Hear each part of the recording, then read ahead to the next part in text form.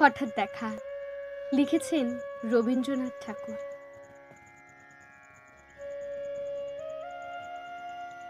রেলগাড়ির কামরায় হঠাৎ দেখা, ভাবিনি সম্ভব হবে কোনোদিন। আগে ওকে বারবার দেখেছি লাল রঙের শাড়িতে, ডালিম ফুলের মতন রাঙা। আজ পড়েছে কালো রেশমের কাপড়, আঁচল তুলেছে মাথায়।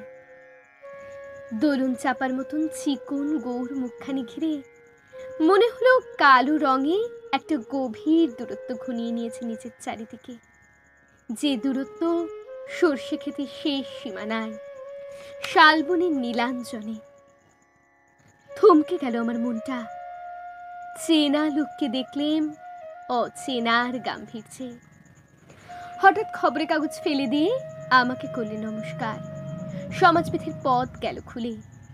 আলাপ করলেন শুরু, কেমন আছো, কেমন চলছে সংসার ইত্যাদি। সে রইল জানলার বাইরের দিকে চেয়ে, যেন কাছের দিনের ছোঁয়াচ পার হওয়া চাহনিতে। দিলে অত্যন্ত ছোট দুটো একটা জবাব, কোনোটা বা দিলেই না। বুঝিয়ে দিলে হাতের অস্থিরতায় কেন এসব কথা।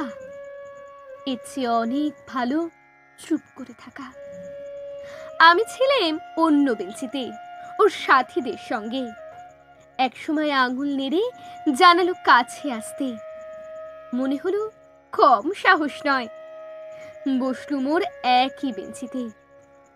গাড়ির আওয়াজের আড়ালে বললেন মৃদুস্বরে, কিছু মনে করো না, সময় কোথা সময় নষ্ট করবার। আমাকে নামতে হবে পরের স্টেশনেই। দূরে যাবে তুমি, দেখা হবে না আর কোনো দিনই। তাই যে প্রশ্নটার জবাব এতকাল থেমে আছে, শুনবো তোমার মুখে। সত্য করে বলবে তো?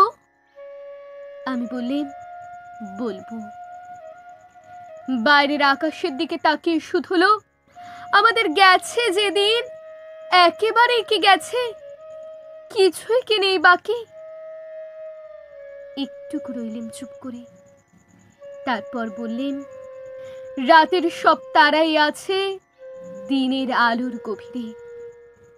খটকা লাগলো, কি জানি বানিয়ে বললেম নাকি। ও বলল, থাক এখন যাও ওদিকে। সবাই নেমে গেল পরের স্টেশনে। আমি চললেম একা।